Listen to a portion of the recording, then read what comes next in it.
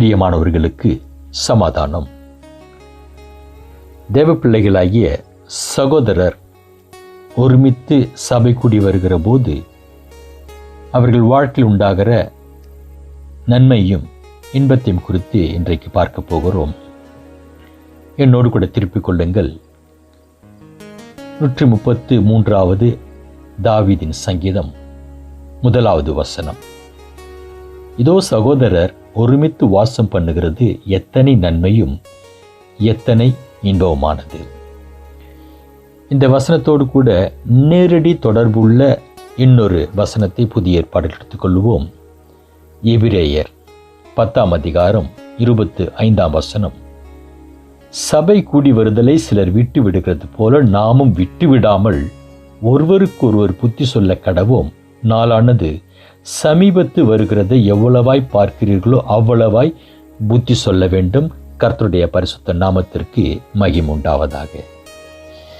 கர்த்தராகிய இயேசு கிறிஸ்து சொந்த இரட்சகராய் ஏற்றுக்கொண்டு விசுவாசித்து சகோதரர்களாக சகோதரிகளாக ஒன்று கூடுகிற ஒரு இடம் சபை என்று அழைக்கப்படுகிறது. இந்த சபை என்பது இயேசு கிறிஸ்துக்குள் பிதாவாகிய தேவனுடைய அநாதி தீர்மானம், அநாதி திட்டம். இதற்காக அவர் செலுத்திய விலைக்கிரயம் தனது ஒரே பேரான குமாரனுடைய ஜீவன், அதாவது இயேசு கிறிஸ்துடைய பாடுகளும் பரிகார பலியும். ஆகவே தான் சபைக்கு இயேசு கிறிஸ்து தலையாக இருக்கிறார்.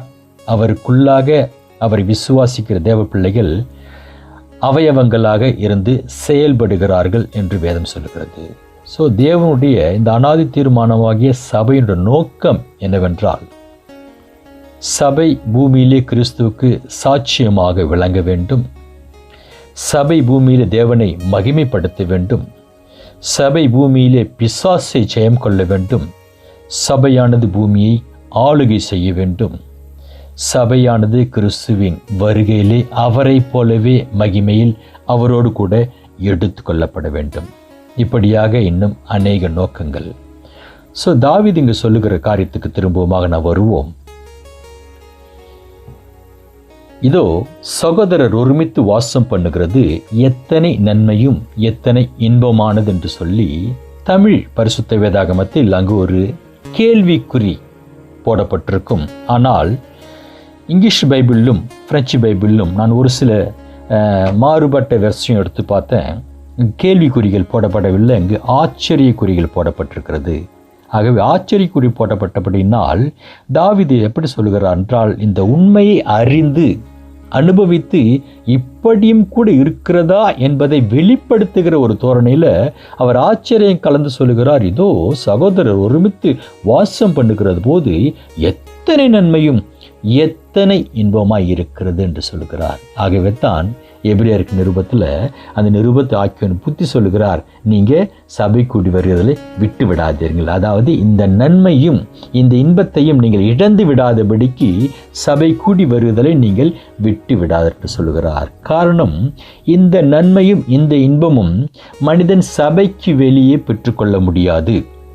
சபைக்கு வெளியே அநேக இடங்களில் ஜனங்கள் கூடலாம், ஆனாலும் அங்கு பெற்றுக்கொள்ள முடியாத நன்மையும் இன்பம் என்று தாவீதை குறிப்பிடுகிறார். சகோதரர் ஒருமித்து வாசம் பண்ணுவது. உதாரணத்திற்கு ஆதி அப்போஸ்தலர் காலத்து சபை கூடி வருதலை நீங்கள் எடுத்து தியானிக்கிற பொழுது 2ஆம் அதிகாரத்தில் முதலாவது சபை அங்கு பிறக்கிறது. அவர்கள் சபை நடவடிக்கைகள் நீங்கள் எடுத்து பார்த்தீங்க சொன்னீங்கன்னா 2ஆம் அதிகாரத்தில் வசனம் 42 துவக்கம் 47 வரையிலும் அவர்கள் ஒன்று கூடி தேவனை துதிக்கிறார்கள். ஒருமனப்பட்டு அங்கு அவர்கள் ஒருமனப்பட்டு ஒரு இடத்துக்கு கூடி வருகிறார்கள். ஒருமனப்பாடு என்பது தேவனுடைய வார்த்தையை செயல்படுத்துவதிலே அவர்களுக்குள்ளாக ஒரு ஒருமனப்பாடு. வீடுகள் தோறும் அப்பம் விடுகிறார்களாம். அதாவது ஆண்டவராகிய இயேசு கிறிஸ்து தம்மை விசுவாச தேவ பிள்ளைகளோடு கூட ஏற்படுத்தி கொண்ட நான் வருகிற வரையிலும் இதை செய்யுங்கள் என்று சொன்ன நித்திய உடன்படிக்கையை அவர்கள் நிறைவேற்றுகிறார்கள். தொடர்ந்து அவர்களுக்குள்ளாக மகிழ்ச்சி இருக்கிறது.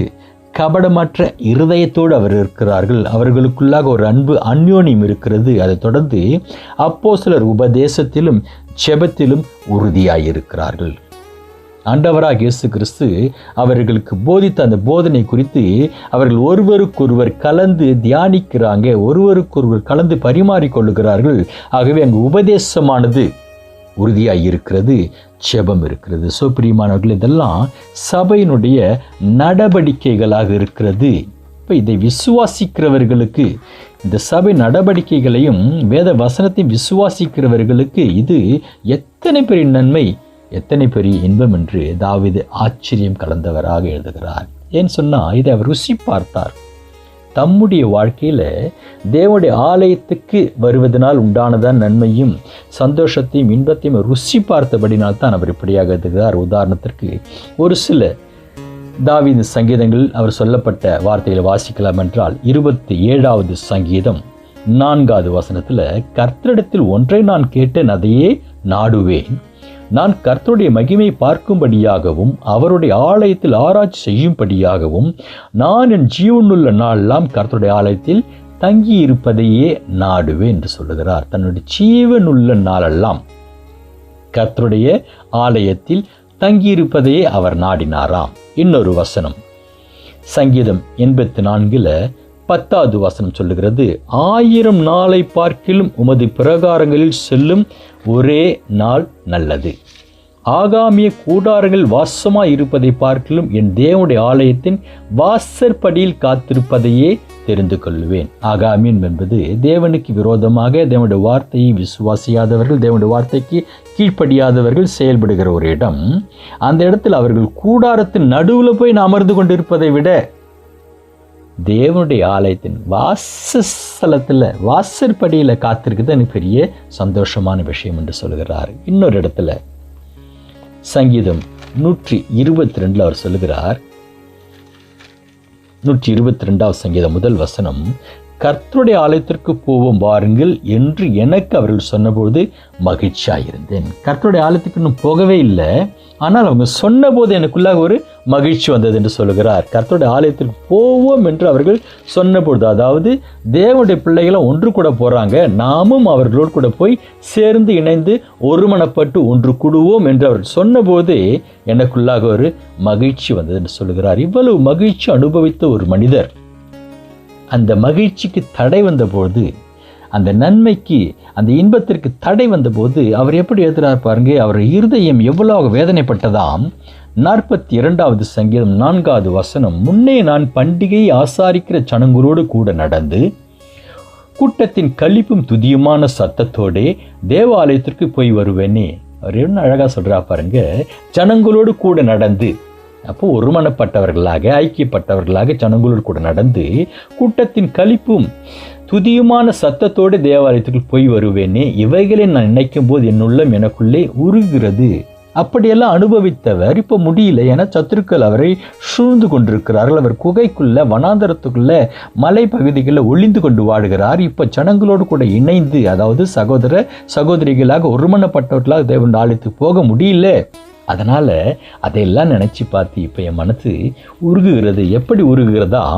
அதே 42வது சங்கீதம் 1வது வசனத்தில் அவர் தனது ஏக்கத்தை எப்படி தெளிவுபடுத்துகிறார். மானானது நீரோடைகளை வாஞ்சித்து கதறுவது போல தேவனே என் ஆத்துமா உன்னை வாஞ்சித்து கதறுகிறது. அதாவது உமது சமூகத்திற்கு சகோதர சகோதரிகளோடு கூட சேர்ந்து வருவதை நினைத்து என் ஆத்துமா இயங்குகிறது என்று சொல்கிறார்.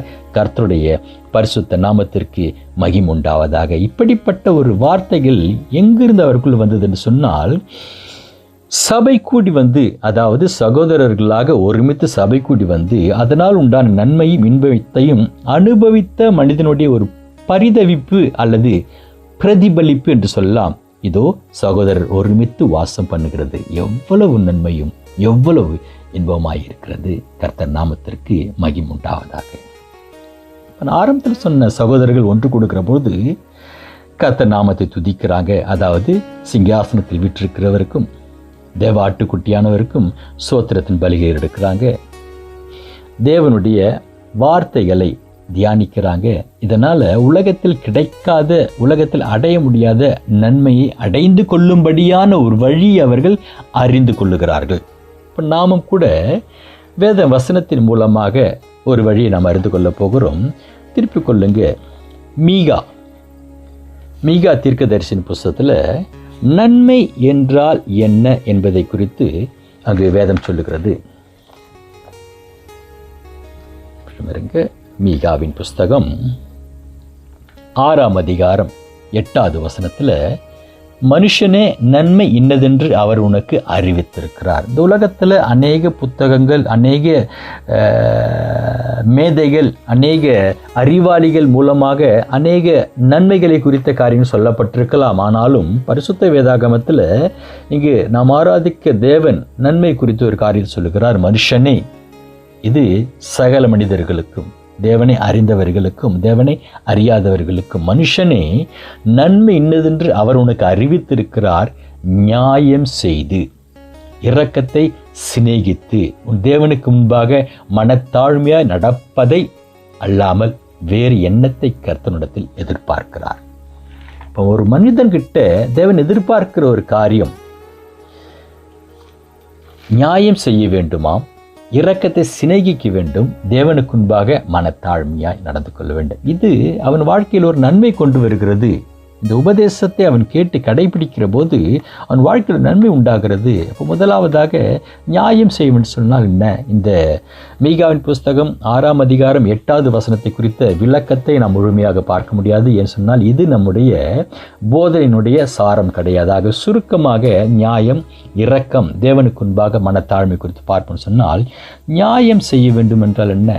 ஏதோ என் மேல் ஒரு தவறுமே இல்லை, என் வாழ்க்கையில் ஒரு குற்றமும் இல்லை, நான் யாருக்கும் கெடுதல் செய்யலை, அவர்களுக்கும் எனக்கும் பிரச்சனை ஒன்றுமே இல்லை, இப்படி போவது ஒரு நியாயமான வாழ்க்கை இல்லை. வாசித்து பாருங்க. நீங்கள் ஏசாயா தீர்க்கதரிசியின் புஸ்தகம் 58ஆம் அதிகாரத்தில் உபவாசம் இருக்கிறவர்களை குறித்து அங்கு கர்த்தராகிய பிதாவாகிய தேவன் சொன்ன ஒரு காரியம் சொல்லப்பட்டிருக்கும். உபவாசிக்கிறவங்க எப்படியாக உபவாசிக்க வேண்டும் என்பதை குறித்து 58வது அதிகாரம், ஏசாயாவின் புஸ்தகம் 58ஆம் அதிகாரம் 7வது வசனம், பசி உள்ளவனுக்கு உன் ஆகாரத்தை பகிர்ந்து கொடுக்கிறதும், துரத்துண்ட சிறுமையானவர்களை வீட்டிலே சேர்த்து கொள்ளுகிறதும், வஸ்திரம் இல்லாதவனை கண்டால் அவனுக்கு வஸ்திரம் கொடுக்கிறதும், உன் மாம்சமானவனுக்கு உன்னை ஒழிக்காமல் இருக்கிறதும் அல்லவோ எனக்கு உகந்த உபவாசம். இப்போ நியாயம் செய்யணும்னு சொன்னால், சிறுமைப்பட்டவர்கள், எளியவர்கள், தள்ளுண்டவர்கள், இந்த உலகத்தில் திக்கற்றவர்கள், இவர்களுக்கெல்லாம் நாம் செய்கிற உதவிகள் நியாயம் செய்வது. அப்போ உலகம் என்ன சொன்னால், நியாயம் சொன்னால் என்னப்பா, நான் எந்த பாவமும் செய்யலப்பா, நான் யாருக்கு எந்த கெடுதலும் செய்யலப்பா, இது நான் நியாயமான வாழ்க்கை வாடுறேன். இது உலகத்திற்கு. ஆனால் கிறிஸ்துக்குள்ளாக சிறுமைப்பட்டவர்கள், எளியவர்கள், உதவியற்றவர்களுக்கு உதவுகிறோம் பாருங்க, இதெல்லாம் நியாயத்துக்குள்ளாக வருகிறதாம். கர்த்தர் நாமத்திற்கு மகிமை உண்டாவதாக. அடுத்ததாக இரக்கத்தை சிநேகிக்கணும். இந்த சிநேகம் இருக்கிற பாருங்க, இது பெரிய பெரிய காரியங்களை செய்யும். நட்புக்காக அநேகவற்றை இழந்தவர்கள் பூமியில் சரித்திரத்தில் வரலாறுல எவ்வளோ பேர் இருக்கிறாங்க. அதுபோல இரக்கம் செய்வதை சிநேகிக்க வேண்டுமாம். பரிசுத்த வேதாகமத்தில் யோனத்தான் தாவீதை தன் உயிரினும் மேலாக சிநேகித்தாராம். நமது ஆண்டவராகிய இயேசு கிறிஸ்து தன்னோடு கூட இருந்த சிஷ்டர்கள் ஒரு சிஷ்யனாகிய யூதாஸ்காரியோத்து 30 காசுக்காக தன்னை காட்டி கொடுத்த யூதாஸ்காரியோத்து தன்னை காட்டி கொடுக்க வருகிற போது அவன் தன்னை காட்டி கொடுக்க வருகிறான் என்பதை அறிந்தும் இயேசு கிறிஸ்து அவன் எப்படி அழைத்தார் சொன்னார், சிநேகிதனே, சிநேகிதனே, என்னத்துக்கு வந்திருக்கிறாய், இதான் அழைத்தார். ஆனால் உலகத்தில் ஒரு சிநேகிதன் இன்னொரு சிநேகிதனுக்கு விரோதமாக ஏதாவது பிழை தெரிந்தோ தெரியாமலோ திட்டமிட்டு செய்துட்டால் அங்கே என்ன நடக்க சொன்னால் ஒரு வெறுப்பு உண்டாகும், அது பகையாக மாறிவிடும். அப்படியல்ல கிறிஸ்துவ சிநேகிதம். சிநேகத்தை நாம், இரக்கத்தை நாம் சிநேகிக்க வேண்டும். அதாவது இயேசு கிறிஸ்து எப்படி தனக்கு துரோகம் செய்தவன் தனக்கு முன்பாக வந்து நின்ற போது அவனை சிநேகிதன் என்று அழைத்தாரோ, அதுபோல எந்த சூழ்நிலையிலும் இரக்கம் செய்வதை நாம் வெறுத்து விடக்கூடாது, விட்டுவிடக்கூடாதுன்னு சொல்லி இரக்கத்தை சிநேகிக்க வேண்டும் என்று சொல்கிறார். 3வது காரியம், உன் தேவனுக்கு முன்பாக மனத்தாழ்மையை இருக்க வேண்டுமாம்.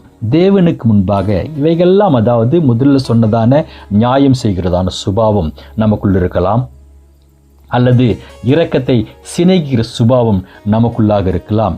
இப்படிப்பட்ட நல்ல சுபாவங்கள் இருக்கிற போது நமக்குள்ளாக ஒரு பெருமை வரக்கூடாது. நமக்குள்ளாக நமது பக்தியின் நிமித்தமோ அல்லது நமது நற்கிரியைகள் நிமித்தமோ ஒரு மேட்டுமை வந்துவிடக்கூடாது. அப்போ நம்ம என்ன செய்யணும், தேவரீர் நீர் என்னோடு இல்லை என்றால், தேவரீர் நீர் எனக்குள் இல்லை என்றால் நான் ஒன்றுமே இல்லை அப்படி சொல்லி சகல கனத்தையும் சகல மகிமையும் நம் தேவனுக்கே நாம் செலுத்த வேண்டுமா?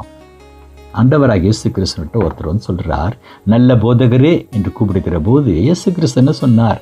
என்ன போய் ஏன்ப்பா நீ நல்லன்னு சொல்கிறையே? பிதா ஒருவரை தவிர நல்லவர் ஒருவருமே இல்லை. இதான் பிதாவுக்கு முன்பாக கர்த்தராகிய இயேசு கிறிஸ்து தன்னை தாழ்த்தினார். ஆனால் இந்த உலகத்தில் உள்ளவர்கள் என்ன செய்வாங்க தெரியும் இல்லைங்களா?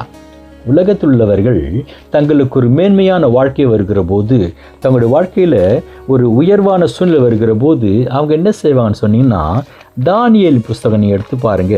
நேபுகாத்நேச்சார் என்கிறதான ராஜா சகல அதிகாரம் கொண்டு அநேக தேசங்களை ஜெயம் கொண்டவன். இப்போ அவன் தனது ஜெயம் கொண்டதினால் வந்ததான பெருமை, ஜெயம் கொண்டதினால் வந்ததான ஒரு மேன்மைகள் நினைத்து அவன் வாயிலிருந்து வருகிற வார்த்தை தானியேல் புஸ்தகம் 4ஆம் அதிகாரத்தில் 30வது வசனம், இது என் வல்லமையின் பராக்கிரமத்தினால் என் மகிமை பிரஸ்தாபத்துக்கென்று ராஜ்யத்துக்கு அரண்மனையாக நான் கட்டின மகா பாபிலோன் அல்லவா என்று சொன்னான்.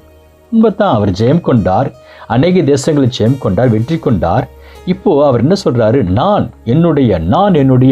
ஜெயம் கொண்ட, நான் பலம் கொண்ட, நான் கட்டின அப்படின்னு சொல்லி தனது பராக்கிரமத்தை அவர் மேன்மைப்படுத்தின பொழுது 32வது வசனம் சொல்லுகிறது, மனுஷரிலிருந்து தள்ளப்பட்டாய்.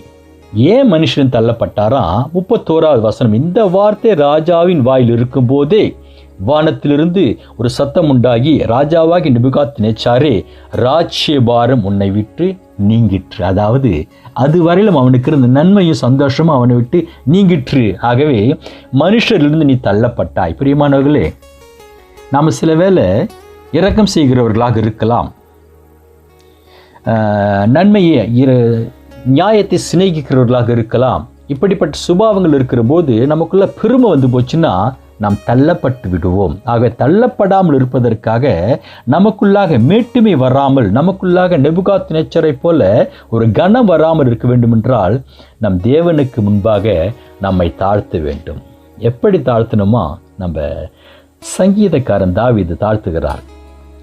அநேக இடங்களில் சொல்லப்பட்டிருக்கும் ஒரு இடத்தை வாசிக்கலாம். 2 சாமுவேலின் புஸ்தகம் 22ஆம் அதிகாரம் 1 வசனத்தில், கர்த்தர் தாவீதை அவனுடைய எல்லா சத்துருக்களின் கைக்கும் சவுலின் கைக்கும் நீங்களாகி விடுவித்த போது, இப்போ தாவீது ஜெயம் கொண்டுட்டார். ஆடுகளுக்கு பின்னே சென்ற தாவீது முழு இஸ்ரவேலுக்கும் ராஜாவாக உயர்த்தப்பட்டார். யாருனால்? தேவனால் உயர்த்தப்பட்டார். அது மாத்திரமல்ல, தாவீதுக்கு முன்பாக இருந்த எல்லா சத்துருக்களையும் தேவன் தோற்கடிக்க செய்து தாவீதுக்கு ஒரு அமைதலான வாழ்க்கை கொடுத்த போது தாவீது என்ன சொல்றார் பாருங்க. 22ஆம் அதிகாரத்தில் 2வது வசனம், கர்த்தர் என் கன்மலையும் என் கோட்டையும் என் இரட்சகருமானவர். நேபுகாத்நேச்சார் மாதிரி நான் கட்டின, நான் ஜெயம் கொண்ட, என்னுடைய பராக்கிரமத்தை பார்ன்னு சொல்லி தாவீது சொல்ல, கர்த்தர் என் கன்மலையும் கர்த்தர் என் கோட்டையும் கர்த்தர் இரட்சகருமானவர்.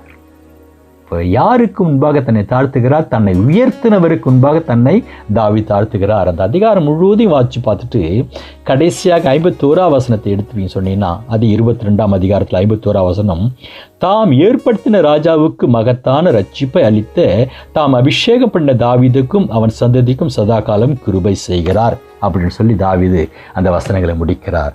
பிரியமானவர்களே, இப்படிப்பட்ட காரியங்களை நாம் அறிந்து கொள்ள வேண்டுமென்றால் தாவீது எழுதுகிறார், இதோ சகோதரர் ஒருமித்து வாசம் பண்ணுகிறது எத்தனை நன்மையும் எத்தனை இன்பமானது. ஆகவே தான் தாவீதை பார்த்து தேவன் சொன்னார், தாவீதே இருதயத்துக்கு மிகவும் பிரியமானவன் என்று சொல்லி தாவீதை குறித்து தேவன் ஒரு சாட்சியத்தை கூறுகிறார். ஆகவே பிரியமானவர்களே, இப்படியாக தேவன் மனுக்குலத்தில் எதிர்பார்க்கிறத நல் சுபாவத்தை அறிந்து கொண்டும் அதன்படி வாழ வேண்டுமென்றால் சகோதரர்கள் ஒருமித்து வாசம் பண்ண வேண்டும், சபை கூடி வர வேண்டும், அங்கு தேவனை துதித்து நாமத்தை மகிமைப்படுத்த வேண்டும், தேவனுடைய வார்த்தைகளை கலந்து ஆலோசிக்க வேண்டும், தியானிக்க வேண்டும். இப்படி தியானிக்கிற பொழுது தேவன் எதை விரும்புகிறார், தேவன் மனுக்குலத்திலிருந்து எதை விரும்புகிறார் என்பதை அறிந்து கொள்கிறதான சத்தியத்தை அறிகிற அறிவு வருகிறது. அந்த சத்தியத்தை அறிகிற அறிவு தேவ மனிதனுக்கு வருகிற போது அவர் வாழ்க்கையில் தேவனுக்கு பிரியமான வாழ்க்கை வாழ்கிறார். கர்த்தருடைய பரிசுத்த நாமத்திற்கு மகிமை உண்டாவதாக. ஆகவே தான் நம்ம எபிரேயர் சொன்னார், சபை கொடுக்கிறதை சிலர் விட்டு விடுகிறது போல் நீங்களும் விட்டு விடாதிருங்கள் என்று. அடுத்து மீண்டுமாக நாம் தாவீதின் சங்கீதமாகிய 133 சங்கீதம் 1 வசனத்திற்கு வருவோம். இதோ சகோதரர் ஒருமித்து வாசம் பண்ணுகிறது எத்தனை நன்மையும் எத்தனை இன்பமானது. இதுவரையில் நாம சகோதரர் ஒன்று கூடி வாசம் பண்ணுகிற போது அவர்கள் செய்கிற செயல்களையும் அவர்கள் அதன் மூலமாக வருகிறதான நன்மை குறித்தும் பார்த்தோம். இப்பொழுது இன்பம். சகோதரர் ஒருமித்து வாசம் பண்ணுகிற போது அவர் வாழ்க்கையில் வருகிறதான இன்பம் என்னவென்று சொன்னால், வேத வசனங்களையும் தேவனுடைய போதனைகளையும் அறியாதவர்கள் உலகத்தில் அநேக வழிகளில் அநேக முறைமைகளில் இன்பத்தை தேடுகிறார்கள். நமக்கு தெரியும், அநேக அவர்கள் புத்தியை பேதலிக்க வைக்கிறதான மாமிச பிரகாரமான அநேக முறைகளில் உலகம் இன்பத்தை தேடுகிறது. ஆனால் சாலமோன்கிறதான ஞானவான், பரிசுத்த வேதாகம் சொல்லுகிறது, சாலமோனுக்கு முன்பாக பிறந்தவர்களும் சாலமோனுக்கு பின்பாக பிறந்தவர்களும் ஒருவருக்கும் இல்லாத ஞானத்தை தேவன் சாலமோனுக்கு அளித்தாராம்.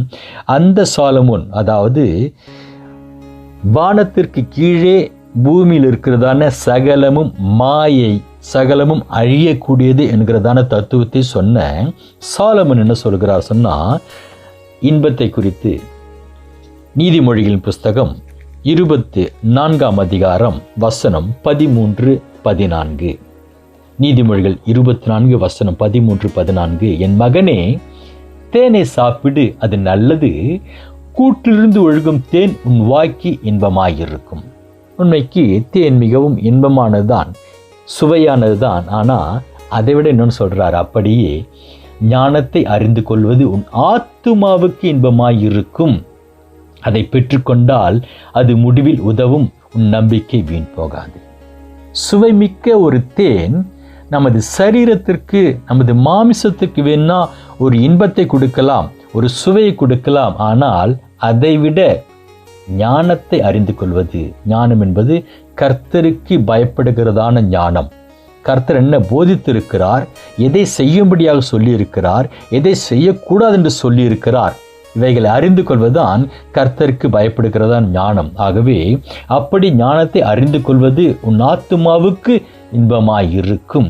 ஆத்துமா என்பது முடிவினில பலனை பெற்றுக்கொள்ள வேண்டிய ஒரு காரியம். ஆகவே முடிவில் பலனை பெற்றுக்கொள்ள வேண்டிய ஆத்துமாவுக்கு அது இன்பமாயிருக்கும் என்று சொல்லுகிறார். முடிவில் உதவும், நம்பிக்கை வீண் போகாது. சுப்பிரியமானவர்களே, முடிவு என்கிற ஒரு வார்த்தை நாம் இங்கே மிக முக்கியப்படுத்த வேண்டியிருக்கிறது. அது முடிவில் உதவும், நம்பிக்கை வீண் போகாது. எது முடிவில் உதவும் என்றால், ஞானத்தை அறிந்து கொள்வது நமது ஆத்துமாவுக்கு முடிவில் உதவும். இந்த முடிவில் என்பது என்னன்னு சொன்னா, கர்த்தருடைய வருகையின் நாளிலே நமது ஆத்துமாவை ஞானத்தை அறிந்து கொள்கிறதான அறிவு, அதன் மூலம் நாம் செயல்படுகிறதான செயல்கள் நமக்கு உதவுமா? கர்த்தர் நாமத்திற்கு மகிமை உண்டாவதாக. அதாவது சுருக்கமாக சொல்லணும்னு சொன்னால், தமிழ் ஒரு பழமொழி சொல்லுவாங்க, குழல் இனிது யாழ் இனிது என்பர் தம் மக்கள் மழலை சொல் கேளாதவர். இது பழமொழியா அல்லது ஏதாவது ஒரு குரலான்னு சொல்லி எனக்கு சரியாக தெரியல. தமிழில் நான் அவ்வளவாக புலமை பெறாதபடினா நான் தமிழை குறித்து அதிகம் பேச விரும்பல. ஆகவே பழமொழின்னு சொல்லிட்டேன். சில வேளை பழமொழி என்று சொன்ன வார்த்தை தவறாக இருந்தால் நான் வார்த்தை தெரிவித்து கொள்கிறேன். ஒரு கேள்விப்பட்ட ஒரு காரியம் என்று சொல்லுவோங்களேன். ஸோ குழல் இனிது யாழ் இனிது என்பர் தம் மக்கள் மழலை சொல் கேளாதவர். தம் சொந்த குழந்தையுடைய மழலை சொல்ல கேட்காதவங்க தான் இசைகளினால் வருகிறதான அந்த சத்தத்தை மிகவும் ரசிப்பாருன்னு சொல்லி இதனுடைய பொருள் விளங்குகிறது.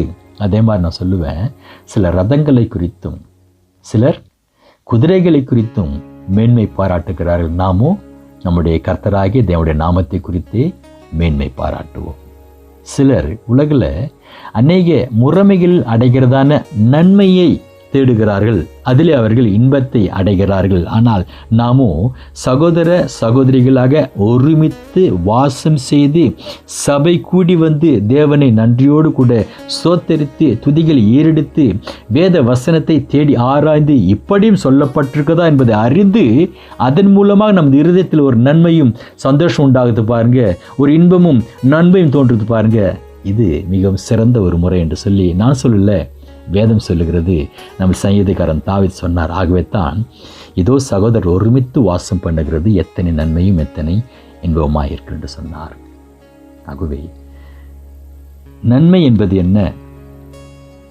சத்தியத்தை அறிந்து கர்த்தருடைய வசனத்தின்படி நம்ம வாழ்க்கையை நாம் கொண்டு போகிற போது அதன் வாழ்க்கையில் நன்மை கொண்டு வருகிறது.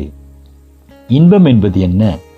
கர்த்தருக்கு பயப்படுகிற ஞானத்தை அறிந்து அதை நம்ம வாழ்க்கையில் செயல்படுத்துகிற போது அது நம்ம வாழ்க்கையில் இன்பத்தை கொண்டு வருகிறது. பிரியமானவர்களே, இந்த 2 காரியம் கர்த்தருடைய வருகைக்கு முடிவில் உதவியாக இருக்குமான். இதைத்தான் எபிரேயர் நிருபத்தில் அவர் எழுதுகிறார். நாம் வாசித்த எபிரேயர் 10ஆம் அதிகாரம் 25ஆம் வசனத்தில், சபை கூடி வருதலை சிலர் விட்டு விடுகிறது போல் நாம் விட்டு விடாமல் ஒருவருக்கொரு புத்தி சொல்ல கடவும், நாளானது சமீபத்து வருகிறது எவ்வளவாய் பார்க்கிறீர்களோ அவ்வளவாய் புத்தி சொல்ல வேண்டும். அப்போ நாளானது சமீபத்திருக்கிறது. பிரியமானவர்களே, நான் முடிக்க விரும்புகிறேன். நமது ஆண்டவராகிய இயேசு கிறிஸ்துவின் வருகை சமீபமாய் இருக்கிறது. அவர் வருவார். அவர் வருவார். அவர் சொன்னபடியே வருவார். ஏன்னு சொன்னால் அவர் சொன்னார், நான் மரிப்பேன், உயிரோடு கூட எழும்புவேன் என்று சொன்னார். சொன்னபடி அவர் மரித்தார். சொன்னபடி உயிரோடு கூட எழும்பினார். சொன்னபடியே பரத்திற்கு எடுத்துக்கொள்ளப்பட்டார். ஆகவே சொன்னபடியே திரும்பவுமாக அவர் வருவார். ஆகவே சொல்லுங்க, மாறானாதா சீக்கிரம் வாரம், மாறானாதா சீக்கிரம் வாரம் சொல்லிட்டு அவர் வருகிற வரையிலும் சகோதரர் ஒருமித்து வாசம் பண்ண வேண்டும். சகோதரர் ஒருமித்து வாசம் பண்ணுகிறதுனால் வருகிறதான நன்மையும் இன்பத்தையும் அனுபவிக்க வேண்டும். அது மாத்திரமல்ல, சகோதரர் ஒருமித்து வாசம் பண்ணுகிற என்ன நடக்கும் சொன்னீங்கன்னா, சபை கிறிஸ்துவுக்கு சாட்சியாக விளங்குகிறது. சபை தேவனை மகிமைப்படுத்துகிறது. சபையானது பூமியில் பிசாசை ஜெயம் கொள்ளுகிறது. சபை பூமியை ஆளுகை செய்கிறது. சபையைத்தான் அவர் வருகைக்கு எதிர்பார்த்து காத்திருக்கிறது. முடிவினில் யார் எடுத்துக்கொள்ளப்படுவார்னா, இந்த ஐக்கியமும் இந்த ஒருமனப்பாடும் நிறைந்த சபையானதான் கர்த்தருடைய வருகையிலே எடுத்துக்கொள்ளப்படும். கர்த்தருடைய பரிசுத்த நாமத்திற்கு மகிமை உண்டாவதாக. இதுதான் தாவீது அழகாக சொன்னார் தரிசனத்தில், இதோ சகோதரர் ஒருமித்து வாசம் பண்ணுகிறது எத்தனை நன்மையும் எத்தனை இன்பமானது. அதாவது சகோதரர் ஒருமித்து வாசம் பண்ணுகிறதால் வருகிறதான பலன் அவர் வருகையிலே அவரோடு கூட எடுத்துக்கொள்ளப்படும்படியான நன்மையும் இன்பத்தையும் பெற்றுக்கொள்ளும் கிருபை உங்களோடு கூட இருப்பதாக. ஆமென்.